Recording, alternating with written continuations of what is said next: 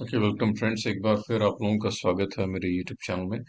आज मैं आप लोगों के साथ डिस्कस करूंगा क्रिमिनल अपील और क्रिमिनल रिवीजन के डिफरेंसेस और किन सूरतों में दोनों को ही क्रिमिनल साइड पे फाइल किया जाता है। सबसे पहले हम क्रिमिनल अपील के बारे में पढ़ते हैं। क्रिमिनल अपील एक स्टैट्यूटरी राइट होता है, यानी कि अगर आप किसी कोर्ट के जो फाइनल फैसला है उससे ना ही खुश हैं या आपके अगेंस्ट है, सो आप उसको एक अपील में चैलेंज करते हैं before the next higher court. वो मैजिस्ट्रेट सीजेएम के बाद सेशन कोर्ट होती है, और अगर सेशन कोर्ट फैसला कर रहे हैं तो वो हाई कोर्ट होगी। सो हायर कोर्ट के पास जाता है। So it's a substantive right.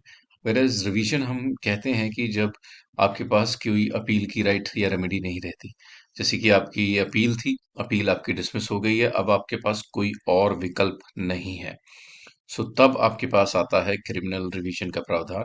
और जो मोस्टली हाई कोर्ट के पास पावर्स होती हैं इनको सुनने के लिए। सो हाई कोर्ट है इसमें जो पावर्स दी गई हैं, तो अंडर 397 वो उसमें सुनता है।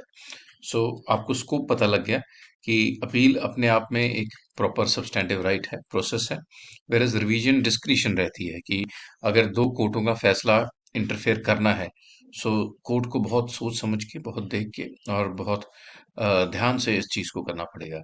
सो इस चीज का डिफरेंस बहुत ही इंपॉर्टेंट रहता है। सो एक बार फिर आपको बता दूं कि अपील में appreciation of facts and law दोनों होते हैं, वेरएज रिवीजन में सिर्फ और सिर्फ लॉ का देखा जाता है कि कोई अगर एक्सेस है जुरिस्डिक्शन की, कोई अनोमली है या कोई गलती हुई है, प्रोसीजरल एस्पेक्ट्स है या कुछ भी है जिससे कि जस्टिस नहीं हो पा रहा, फेलियर है, सो देखा जाएगा।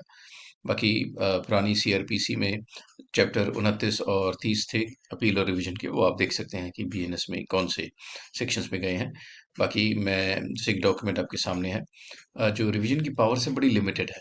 अपील में रिवीजन से ज़्यादा पावर्स होती हैं क्योंकि वो अप्रिशिएट कर सकते हैं, उनके सामने दोबारा से एविडेंस पढ़ा जाता है, वो रिकॉर्ड्स को देख सकते हैं। So they have more scope.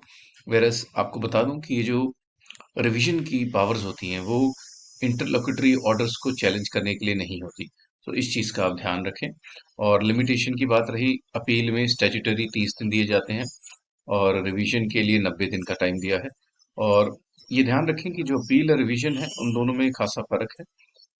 जो 482 का सीआरपीसी का प्रोविजन है, जो 528 बीएनएस में है, इन दोनों में जमीन आसमान का फर्क है। सो दोनों को मिक्स ना कीजिए। और इंटरलोकेटरी ऑर्डर में रिवीजन नहीं अप्लाई करती। सो जो हाई कोर्ट का चैप्टर 25A है, वॉल्यूम 3 है, इस चीज के साथ डील करता है। सो होप आप लोगों को ये डिफरेंसेस क्लियर आए हों। मेरे चैनल को लाइक सब्सक्राइब जरूर कीजिएगा, मैं ऐसी वीडियोस बनाता रहूंगा। Thanks for watching.